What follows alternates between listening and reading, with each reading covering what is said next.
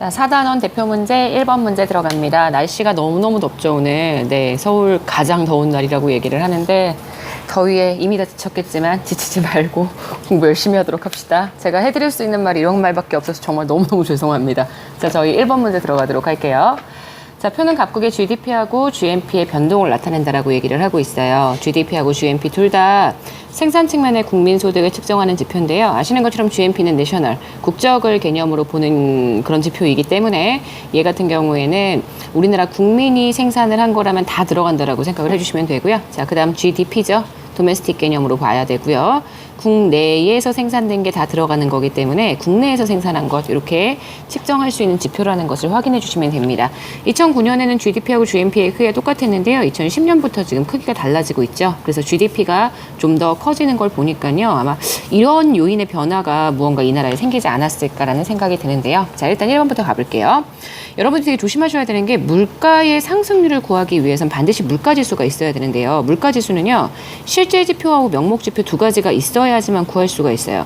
예를 들어서 GDP라고 얘기를 한다면 GDP가 만약에 실질값과 명목값을 가지고 있다. 그러면 그때 GDP를 가지고 디플레이터를 구해서 물가지수를 구할 수가 있고요. 만약에 GNP다. 그러면 GNP도 마찬가지로 실질 GNP, 명목 GNP가 있을 거란 말이에요.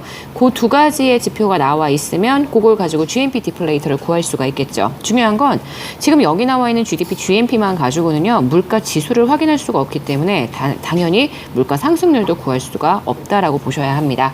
그래서 1번은 X가 되고요. 자, 2번이에요. 2010년하고 2011년에 각국의 GDP 증가율은 동일하대요. GDP 증가율이니까 증가율 이렇게 구해주시면 되죠. 100에서 110으로 갔어요. 아마도 변화율은 10%, 정확하게는 100분의 110-100 곱하기 100이에요.